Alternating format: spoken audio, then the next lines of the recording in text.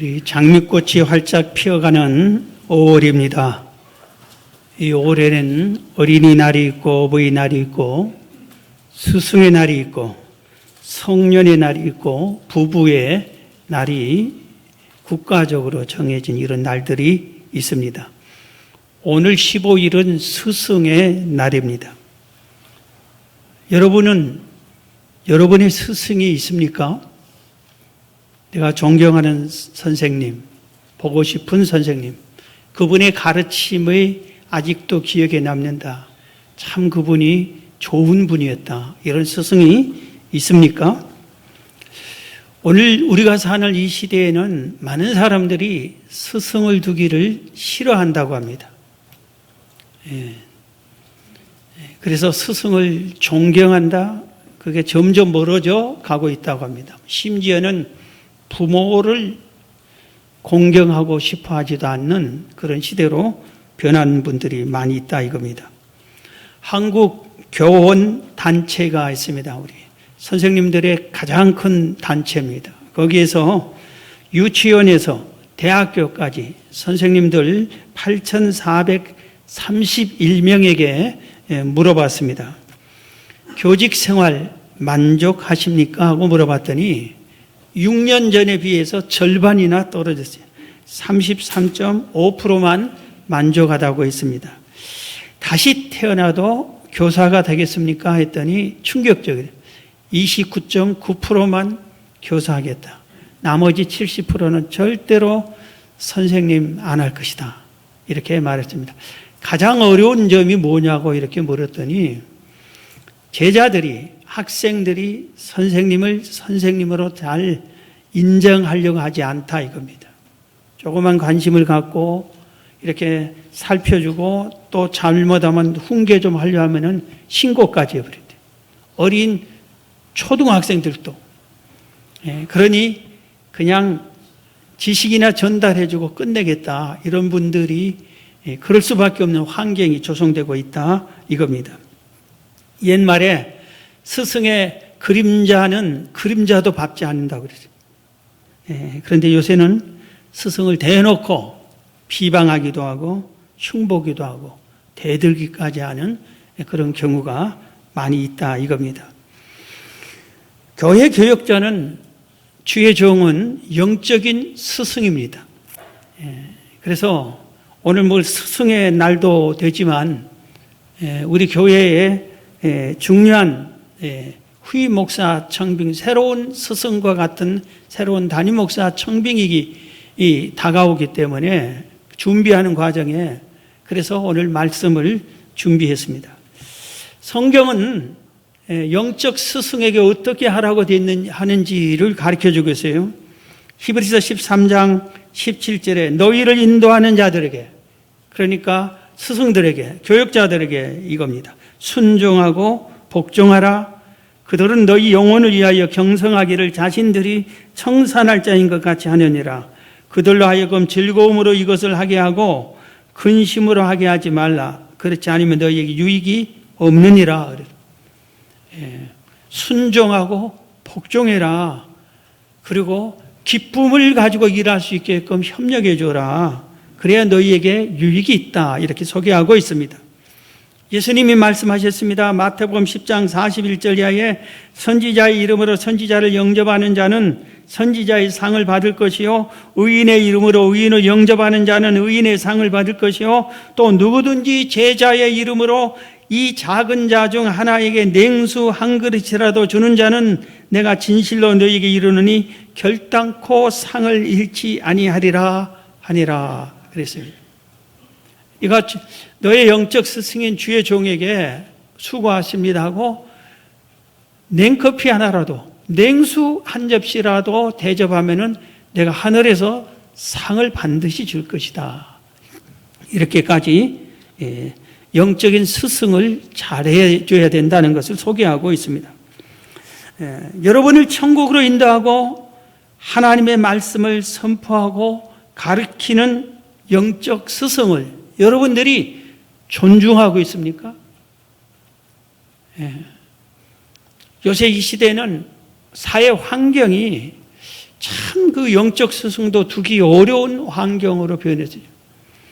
여러분, 아무리 모여도 내 아버지는 우리 집안이 좋든 안 좋든 가난하든 부하든 칭찬받는 집안이 아니든 내 아버지는 아버지고 어머니는 어머니지 저기 존경받고 훌륭받는 그분이 내 아버지는 아니잖아요.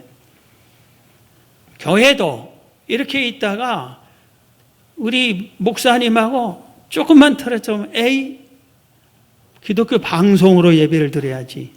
그분이 여러분의 영적 스승이고 여러분의 것을 위해서 오늘 그 말씀처럼 자신이 청산할지인 것 같이 경성하고 영혼을 위해서 기도해 줍니까? 그분이 여러분을 위해서 기도해 줍니까? 유튜브에 수많은 유익한 설교와 내용들이 있어요. 그게 내 영혼의 양식이 되겠습니까? 한번 우리가 생각을 해봐야 된다 이겁니다. 우리 교회는 한 번도 겪지 못한 2대 담임 목사를 세워야 하는 중요한 시기에 놓여 있습니다. 우리가 어떻게 해야 됩니까? 우리가 제일 먼저 해야 할 일은 성경에서 어떻게 했지를 찾아야 되겠죠. 우리는 하나님 좋은 우리 후임 목사님을 세워주소서, 신실한 주의 종을 세워주소서, 오늘 말씀 제목처럼 우리가 그렇게 하나님께 간구해야 될 줄로 믿습니다. 교회는 사람의 것이 아니라 하나님의 것이에요. 하나님의 집이에요. 예수님이 내 집이라고 그랬습니다. 그렇기 때문에 하나님의 것입니다. 주인이신 하나님께 당신의 주의 종을, 당신이 세울 종을 신실한 주의 종으로 세워줬으면 좋겠습니다. 이렇게 우리가 하나님께 의지하고 구하는 것이 가장 급선무고 가장 중요한 우리의 태도라고 생각이 됩니다. 성경에 보면은 하나님의 후계자를 세우는 과정이 몇 건들이 있습니다. 그걸 보면 전부가 다 하나님이 직접 택하셔서 세워주셨어요. 예수님께서도 제자를 선택할 때에 제자들이 나 제자 될게요 그게 아니라 예수님이 직접 12 제자 12사도를 선택하셔서 지명하여 그렇게 세우셨습니다. 성경에 예를 들면은 모세 후계자 여호수아를 세우는 과정을 보면 배울 수가 있습니다. 민수기 27장 그리고 신명기 31장에 이 내용이 있는데 민수기 27장에 보면은 하나님께서 모세를 아바림 산맥의 가장 높은 산이 느보산인데 여기는 아바림 산이라고만 표현했어요. 다른 곳은 느보산이에요. 느보산에 모세를 데리고 올라갑니다. 그러면서 거기서 보니까 저 젖과 꿀이 흐르는 가나안 땅이 보입니다. 애굽 노예에서 홍해를 건너고 여리고성을 무너뜨리고 광야를 거쳐서 이 가나안 땅, 젖과 꿀이 흐르는 땅 여기 오는데 모세가 이 일을 다 했어요. 그런데 모세가 120살이 된 때에 하나님이 느보산에 불러서 모세에게 모세야 너는 저 가나안 땅에 못 들어간다 그렇게 말하고 맙니다. 이때 모세가 하나님께 불평하고 대적하고 대항하지 않습니다. 아니 왜 나를 이렇게 부려먹고 저 젖과 꿀이 흐르는 땅에 들어가지도 못하게 합니까? 해도 너무한 거 아닙니까? 그러지 않았어요. 모세는 이스라엘 백성을 사랑했어요. 그럼 이 백성들을 누가 인도합니까? 그동안 나를 통해서 인도했는데 어떻게 될 겁니까? 백성을 염려합니다. 이때 하나님이 모세에게 이렇게 말합니다. 민수기 17장 18절에 보면 여호와께서 모세에게 이르시되 눈의 아들 여호수아는 그 안에 영이 머무는 자니 성령 충만한 사람이다. 너는 데려다가 그에게 안수하고 20절 내 종기를 그에게 돌려 이스라엘 자손의 온 회중을 그에게 복종하게 해라.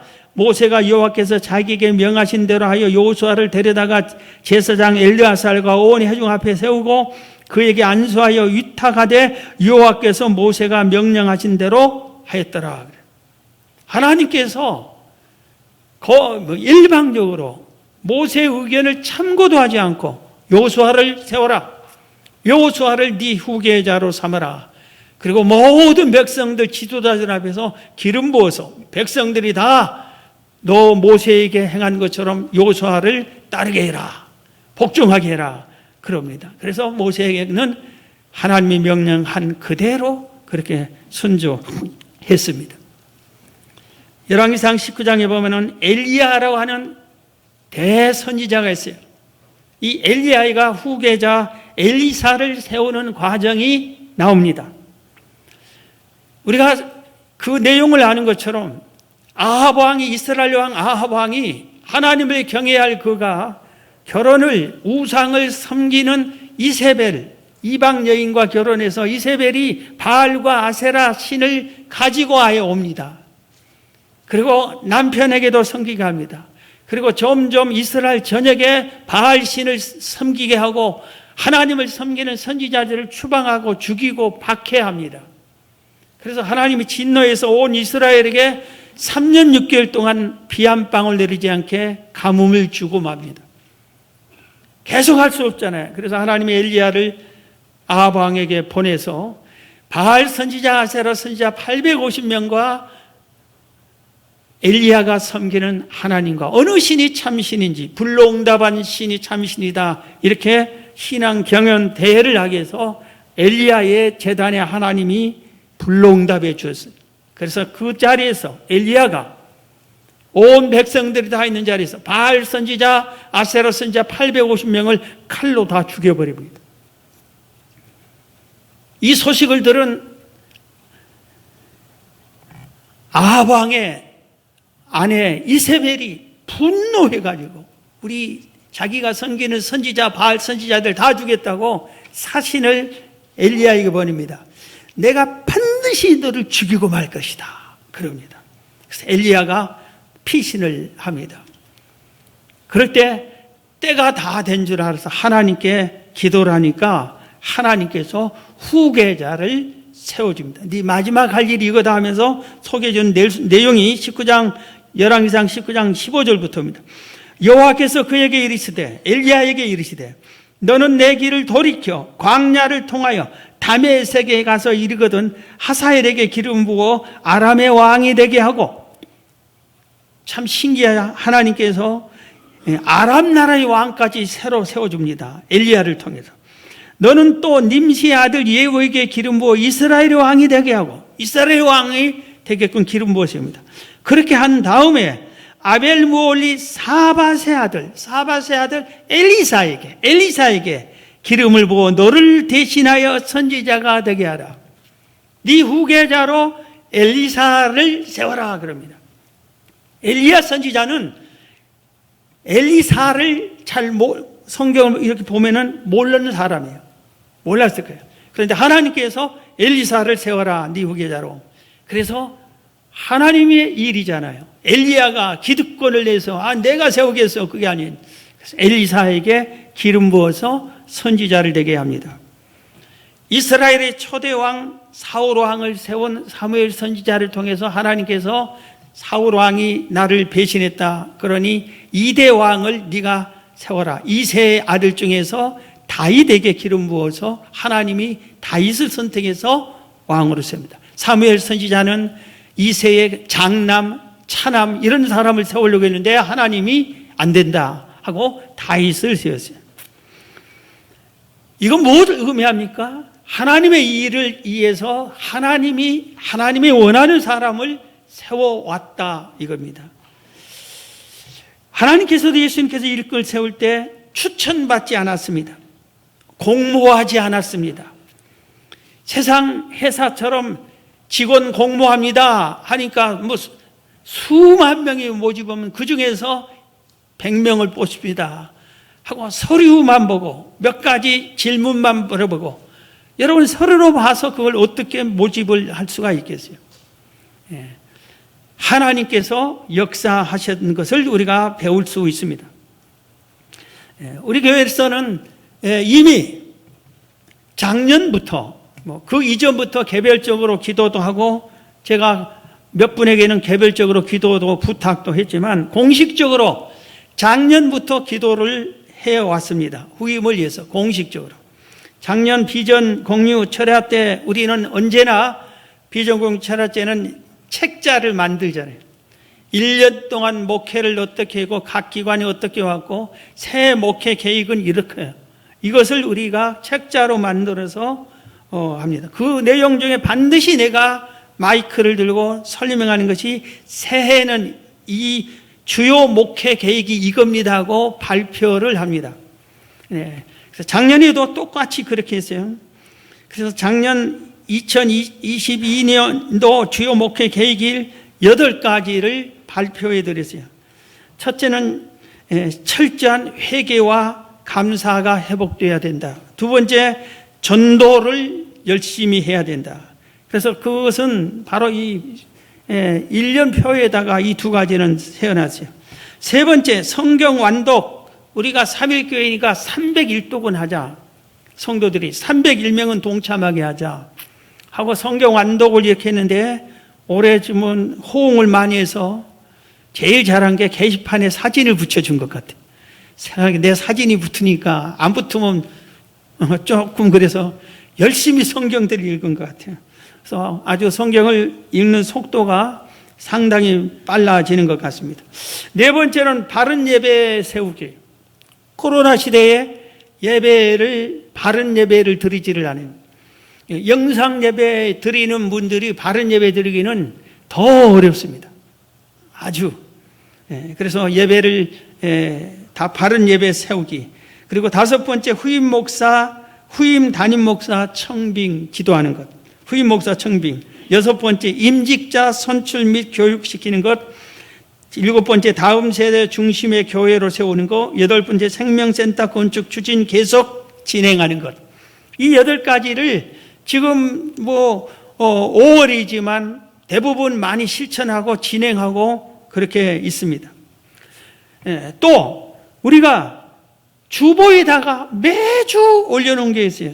중직자 비상금식 기도.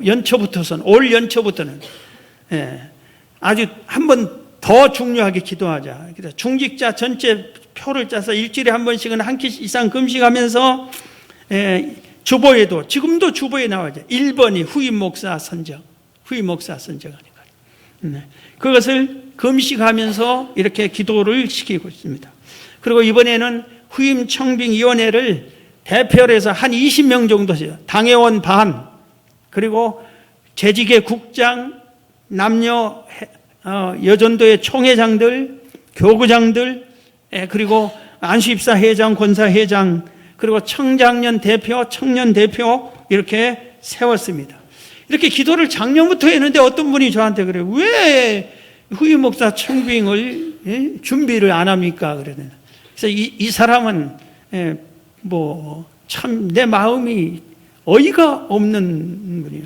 아니 이렇게 해놓은 공식적으로 하고 책자도 만들고 주보에 계속 실려주고 그렇게 했는데도 왜 이렇게 준비를 안 하냐고.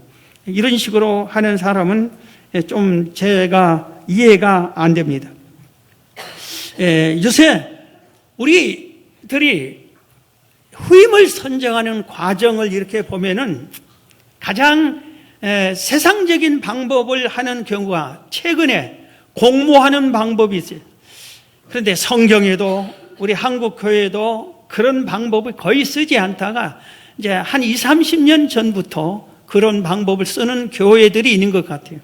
그런데 우리 교단을 보면은 한 12,000교회에서 매주 거의 이 담임 목사 청임하는 광고가 교단 신문에 한두 건은 나오는 것 같아요. 그러면 다 그런 것 같은데 그렇지 않아요. 우리 교단의 대표적인 교회, 큰 교회들, 중심 지역적인, 사랑의 교회네, 충영교회네, 부산 수영역교회네, 광고 내지 않습니다. 공모하지 않습니다. 성경대로 기도하면서 세운 것 같아요. 제가 우리 노예에 40년 가까이인데, 우리 노예 40년 가까이 교회들이 후임 많이 하는데, 한 번도 우리 노예 교회들이 공모한 적이 없습니다. 그래서 공모하는 것이 잘못된 거예요. 그건 아니에요. 그러나 우리들이 성경대로 먼저 하나님께 구하고 여러 가지 방법을 동원하고 그래도 어려우면은 나중에 방법은 이것도 해도 되지 않을까 이런 생각은 해봅니다. 자, 그러면은 우리가 초청할 때 어떤 분이 왔으면 좋겠어요? 저는 이미 설교를 했어요. 2번이나 했어요. 2-3번이나 했어요. 수년 전에도 하고 최근에도 하고 이렇게 설교를 통해서 이미 말했는데 그걸 여러분들이 마음에 새기지를 않은 것 같아요. 그러니까 뭘 얻든지 몰라. 그래서 오늘 다시 새로운 본문을 통해서 말씀을 드립니다. 오늘 우리가 정할 때 성경에서 가장 훌륭한 주의 종이 누구예요? 성경에서 사도 바울이라고 할 수 있어요. 모두 다 바울처럼 목회했으면 좋겠다. 목사님들이 바울을 따라하기를 원하고 바울의 목회에 관심을 갖습니다. 오늘 본문이 바울에 대한 것을 가르쳐 주겠어요. 그래서 우리도 바울을 닮은 주의 종을 세워달라고 구하고 찾으면 얼마나 좋겠어요. 그런 분이 오면 얼마나 좋겠어요. 그래서 우리가 기도 제목도 바울과 같은 주의 종을 보내주세요. 그렇게만 하는 게 아니라 바울이 이런 종이었다는 것을 알고 구체적으로 구해야 됩니다. 그래서 오늘 사도행전에 바울이 어떤 주의 종인지 7가지가 있어요. 먼저 보면은 제일 먼저 사도행전 9장에 보면은 바울은 소명이 확실했어요. 소명. 이게 가장 중요합니다. 하나님께서 너는 주의 종이 되라 하고 부르는 사람, 이 소명이 정확해야 됩니다.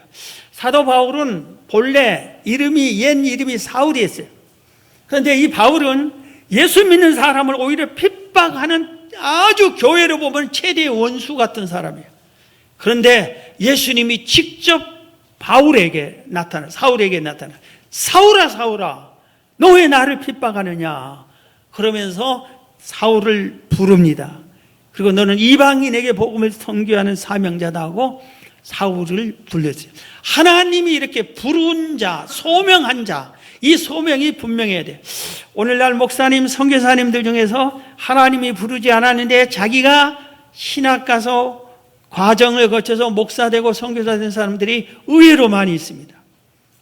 그리고 이런 사람들의 특징은 힘들면 그만두어 버립니다. 그만두어 버려요. 그게 말이 됩니까? 하나님이 불렀으면 생명 받죠? 죽을 때까지 끝까지 하는 것이에요. 소명자는 요동할 수 없어요. 움직일 수 없어요. 그래서 이 소명이 가장 소중해요. 소명 받은 사람인지 아닌 사람인지. 그래서 바울처럼 소명 받은 자를 보내주셔서 우리가 그래야 되겠죠. 그다음에 두 번째는 뭐냐면 오늘 본문 사도행전 20장 22절입니다. 본문 22절 봅니다. 보라 이제 나는 성령에 매여 예루살렘으로 가는데 거기서 무슨 일을 당할는지 알지 못한다. 바울이 누구에게 매였다고 그랬어요? 성령에 매였어요. 성령 충만한 사람이에요. 성령님에 매인 사람이 돼야 돼요. 성령님과 동행한 사람이야. 성령님의 사람에게는 표적이 나타나 은사가 있고 열매가 있다고 성경을 가르쳐 주겠어요. 그래서 성령의 은사가 있는지 성령의 열매가 풍성한지 이것을 우리가 알 수 있어요. 무슨 사역인지 성령님이 도와줘야 주의 사역은 되는 겁니다. 주의 사역에 성령의 역사가 있어야 돼요. 그래서 성령과 동행해야 돼요. 성령님과 동행. 성령보다 앞서지 말고 성령보다 뒤서지 말라는 말이 있어요. 성령과 함께 해야 되는 것입니다. 그래서 바울 사도는 자기가 자기를 표현했어요. 나는 성령에 매인 사람이다. 이렇게 지금 본문에 소개하는 겁니다. 자, 세 번째는 사명 완수를 위해서 목숨도 아까워하지 않는 사람. 사명 완수를 위해서. 오늘 본문 23절부터 보면은 오직 성령이 각성해서 내게 증언하여 결박과 환난이 나를 기다린다 하시나 내가 달려갈 길과 주 예수께 받은 사명, 예수님께 받은 사명, 곧 하나님의 은혜의 복음을 증언하는 일을 마치려 하면은 나의 생명조차 조금 더 귀한 것으로 여기지 아니하노라 그랬어요. 바울이 예루살렘으로 선교 사역을 하고 선교 보고하러 3차 선교 보고하러 예루살렘을 가려고 하는데 곳곳에서 가지 마세요. 그들도 성령의 사람들이에요. 기도하면 성령께서 바울이 예루살렘에 가면 결박당한다, 환난당한다 그럽니다. 그러니까 주의 종 사도 바울이 생명을 잃을까 봐서 이 우리 지도자가 어떻게 피해를 입을까 봐서 가지 마세요, 가지 마세요. 우리를 위해서 안 가면 좋겠습니다. 이런 거예요. 그러나 성령의 뜻은, 하나님은 바울에게, 성령에게 예루살렘에 가라고 그랬어요. 그래서 바울이, 나는 사명이 복음 전하는 것이다. 그런데 이 사명을 복음 전하는데 예루살렘을 성령께서 가라고 한다. 그러니까 예루살렘에 가서 복음을 전해야 한다. 그런데 이 전하러 가는데 거기서 내가 결박을 당하고 혹시 순교를 당할지라도 나는 목숨을 아까워하지 않는다. 이 사명 완수하기 위해서. 그러면서 고백한 말씀이 오늘 20절, 23절, 24절의 말씀입니다. 사명을 위해서 사는 사람이어야 돼요. 복음을 위해서 사는 사람이에요. 넓은 의미에서 우리 모두도 복음 전하라는 사명을 받았어요. 넓은 의미는. 그런데 바울에게는 직접적으로 이렇게 복음 전하는 일을 사명으로 주신 겁니다. 그래서 개인을 위해서 사는 것이 아니라, 가족을 위해서 사는 것이 아니라 복음을 위해서, 사명을 위해서, 이 사람이 바울과 같은 주의 종이 돼. 이런 분이 와서 사명을 위해서 희생하면 얼마나 좋겠느냐 이겁니다. 자, 그 다음에 네 번째, 교회를 사랑하는 자. 교회를 알고 교회를 사랑하는 자입니다. 28절입니다. 보면, 여러분은 자기를 위하여 또는 온 양떼를 위하여 삼가라. 성령이 그들 가운데서 여러분들을 감독자로 삼고 하나님이 자기 피로 사신 교회를 보살피게 하셨느니라. 이것은 지금 바울이 떠나면서 가지 말려 만류했던 고마운, 인간적으로 고마웠지, 그들에게 하는 말이에요. 이 교회 지도자들에게 하나님이 피로 산 교회를 너희들에게 맡긴다. 나는 이제 예루살렘으로 가니까 너희들이 이 교회를 지켜라. 이렇게 말한 겁니다. 교회를 뭐라고 표현했어요? 하나님이 피로 사신 교회. 교회는, 우리 삼일교회도 하나님께서 예수님을 십자가에 못 박혀 피 흘려서 제사함 받은 사람들이 모아놓고 삼일교회라고 한 게, 하나님이 피로 값지고 산 교회예요. 그러니까 바울은 교회를 하나님의 것이다, 하나님이 피 값지고 산 것이다, 이렇게 믿은 겁니다. 어느 교회는, 원래 이름이 생각나는데 뉴욕에 아주 유명한 멋있는 교회가 있어요. 그런데 이번을 딱 한 사람이 그 교회를 세웠어요. 건축했어요. 부자가. 그리고 나서 그 다음부터 그 교회를 안 나와버렸어요. 그러니까 온 교회가 난리가 나요. 부자 성도가 우리 교회 안 나오면 어떠냐. 이번에 건축 새로 지어내요. 가서 알아봤더니, 그 교회 갔더니 온 교회가 성도들이, 그 성도들한테 당신이 이 교회 세웠다고, 이 교회는 당신 기념 교회니 뭐하니, 막 예수님이 세운 건데, 자기를 통해서 하나님의 교회인데 자기만 이름이니까 내가 이 교회 나갔다가는 하나님 영광 가리고 안 되겠다. 그리고 도망 나와버린 거예요. 여러분, 교회는 하나님이 피값 주고 산 하나님의 교회예요. 이걸 깨달은 주의 종이 그렇게 가르치면서 그런 종이 우리 후임 목사로 와야 되지 않느냐 이겁니다. 그 다음에 다섯 번째, 하나님의 말씀을 가르치고 전파하기를 잘하는 말씀의 종이 이 바울입니다. 오늘 31절에 보면, 그러므로 여러분이 일깨어 내가 3년이나 밤낮 쉬지 않고 눈물로 각 사람을 훈계하던 것을 기억하라. 바울은 교회를 개척해놓고 그 성도들에게 눈물로 간절하게 하나님의 말씀을 가르치고 전파하고 그 말씀으로 잘잘못을 훈계하고 지도를 했어요. 말씀 충만한 사람이에요. 신학을 졸업하고 신학 공부, 성경 공부를 전혀 하는 주의 종들이 의외로 많이 있습니다. 성경 일독 성도들보다 못하고 성경을 자꾸 더 배우고 또 해야 되잖아요. 그래서 자꾸 이게 성경을 많이 배워야 되는데, 성경을 모르니까 코끼리로 하면은 코 모양만 배웠으면 코 모양만 전하는 거야. 그런데 바울은 그렇지 않아요. 말씀 충만한 주의 종이다. 바울이 말씀을 전하면은 수많은 사람들이 회개하고 돌아왔어요. 말씀이 성령님과 함께 있어요. 능력의 말씀이 선포됐어요. 그래서 바울이 말씀 전하기를 권세 있는 말씀이라고 했어요. 말씀 충만해야 했어요. 말씀 충만은 계속 읽고 묵상하고 연구하고 깨달으려고 애쓰고, 그럴 때 말씀이 충만해진 것이고, 그 말씀을, 깨달은 말씀을 외칠 때 듣는 사람이 은혜를 받고 변화를 받고 회개하고 각성하고 결단을 하는 역사가 나타나는 거예요. 말씀 듣다 병도 낫고, 말씀 듣다 성령 받고, 말씀 듣다 회개해서 눈물 흐르고, 이런 분들이 있어요.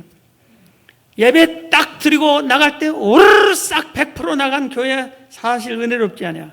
그 중에서 말씀 듣고 예배당을 떠나지 못하고 울면서 기도하고 결단하면서 기도한 사람들이 종종 남아 있어야 돼요. 나가면서 눈물 자국이 있는 성도들이 종종 있어야 되는 거예요. 말씀 충만해야 돼요. 그런데 바울이 바로 그런 사람이었습니다. 자, 그 다음에 아주 또 중요한 것 중 하나, 이 시대의 중요한 것 중에 하나, 오늘 33절입니다. 물질에 깨끗한 사람, 탐욕이 없는 사람입니다. 내가 아무의 은이나 금이나 의복을 탐하지 아니하였고, 그랬어요. 바울은 물질을 초월했어요. 우리가 이 땅에 살면서 물질 없이 어떻게 삽니까? 그래서 성경에 주의 종에게 물질을 주라 했어요. 일하는 소의 멍에를 씌우지 말라 했어요. 그리고 구약시대의 제사장들에게는 11조를 반드시 제사장에게 주어서 제사장이 먹고 살게끔 해주게끔 다 그렇게 생활을 하게끔 해주었습니다. 그래서 주의 종은 하나님이 책임져요. 그래서 잘 먹게 하면 잘 먹으면 되는 거예요. 그리고 열심히 일하면 되게요. 못 먹게 하면 못 먹은 상태로 열심히 또 하면 돼요. 있으면 먹고 없으면 금식해야 돼요. 여기저기 가서 돈 빌리러 다니고 돈에 욕심 부려가지고 돈이 있으면서도 더 많은 돈을 쟁취하려고 하고, 그러면 그 돈을 가지고 뭐 하겠어요? 죄 짓기밖에 더 할 것이 없어요. 하나님의 은혜, 기도 안 해. 돈이 많으면은 주의 종들이 기도를 안 해. 성도들도 더 그러고, 성도는 더 그래요. 부자 되면은 새벽 기도 안 나오잖아요. 먹고 살만 하면은 저녁 예배 안 나오잖아요. 기도 안 하잖아요. 특별 새벽 기도 뭐 해봐도 우리 가정 뭐 괜찮은데 뭐 그냥 누가 뭐 다리가 부러졌든지 암병에 걸렸든지 뭐가 됐, 그러면은 특별 새벽 기도 안 해도 새벽에 기도하는데, 세상이 이러잖아요. 물질에 깨끗하기가 사실은 성도들에게 달려있어요. 자기는 잘 먹고 잘 살면서 주의 정은 관심도 안 가져버리면은 물질 때문에 고통스러움 당하잖아요. 그래서 그러든 마든 어떻든 주의 정은 물질에 깨끗해야 된다. 마지막으로 한 가지, 범사의 본이 돼야 돼. 오늘 35절, 범사의 여러분에게 모본을 보여준 바와 같이, 바울은 성도들에게 본을 보여줬어요. 바울이 한 말 중에 나를 본받으라는 말이 있어요. 나를 본받으라. 이 말이 얼마나 쉽지 않은 말이잖아요. 나를 본받으라. 그렇게 본을 끼쳐야 했어요. 그래서 우리가 주의 종을 본받으려고 했는데, 주의 종이 전도도 안 해. 새벽기도 안 해. 주의 종이 사랑이 없어. 그러면 안 되잖아요. 그러니까 우리가 본받을 만한 모범이 되는 목사님이 왔으면 좋겠습니다. 그래서 내가 목사님 볼 때마다 회개하고 뉘우칠 수 있게끔 그런 종을 구하는 겁니다. 그래서 바울이 소명, 성령님과 동행, 사명, 교회 사랑, 말씀의 사람, 물질에 깨끗하고 범사의 본이 되는 이런 귀한 바울과 같은, 바울을 닮은 종을 보내달라고 우리가 기도를 해야 된다 이겁니다. 자, 그런데 마지막으로 아주 중요한 것은 오늘 말씀 중에 제일 중요한 거예요. 이런 바울과 같은 주의 종을 모시려면은 어떻게 해야 돼요? 교회가, 성도들이, 여러분들이 성도다운 성도가 돼야 되지. 교회가 교회다운 교회야 좋은 교역자를 청빙하지. 그래서 별일 없는 교역자도 성도들이 귀하고 좋은 성도들이 모여오면은 그 교회 목사님이 얼마 시간 지나면 별별 없는 목사님이 존귀한 목사님으로 바꿔진다고 그랬어요. 성도들 때문에. 아무리 귀한 목사님, 존경받을 목사님, 훌륭한 목사님도 문제투성이에 교회 오면은 그 주의 종이 문제투성이에 성도들과 싸우고 다투고 문제를 일으키고 만다고 그랬어요. 이거는 역사가 증명을 하는 거예요. 성도들이 성도다워야 된다. 이것도 바울에게서 배워야 돼요. 바울이 로마서 16장 마지막 장에 모든 사역을 마치고 마무리할 때 이런 내 일생 목회 사역에 이런 사람들이 정말 기억난다, 귀하다, 이들을 인사해라 하고 서신을 보낸 내용이 로마서 16장입니다.